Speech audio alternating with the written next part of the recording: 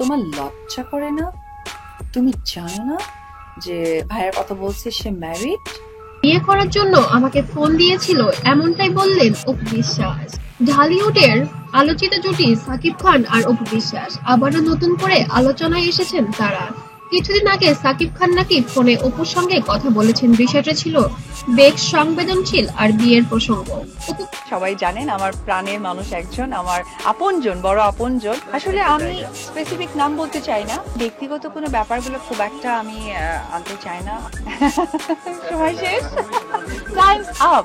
বিশ্বাস নিজেই জানিয়েছেন সাকিব তার সঙ্গে যোগাযোগ করেছিলেন, সরাসরি বলে দিয়েছিলেন আমি আবার বিয়ে করতে চাই।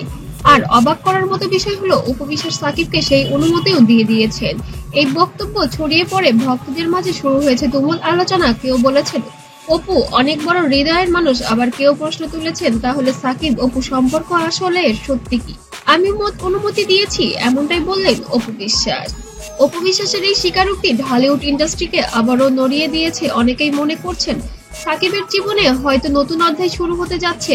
এখন প্রশ্ন হচ্ছে সাকিব খানের নতুন বিয়ে কি সত্যিই হতে যাচ্ছে, নাকি এর পেছনে আছে অন্য কোনো গল্প?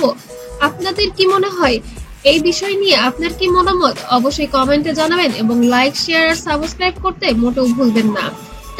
এখন তো ক্লিয়ার হয়েছে যে সমস্ত কিছু মিথ্যে। আমি আমার পরিবারের কাছে মাথাটা উঁচু করে দাঁড়াতে পেরেছি। দিন শেষে এইটুকু। তবে বিষয়টা হচ্ছে অপু বিশ্বাস যে বিয়ের অনুমতি দিয়েছে, আসলে বিয়েটা কি অপু বিশ্বাসকেই করতে চলেছে, নাকি অন্য কোনো পাত্রী এবার আছে এই বিয়েতে, নাকি শুধুমাত্র আলোচনাতেই থাকার জন্য এমন ট্রিক্স খাটাচ্ছেন ঢালিউড সুপারস্টার সাকিব খান, নাকি অপু বিশ্বাসকে বোকা বানানো হচ্ছে? এটাই এখন দেখার বিষয়।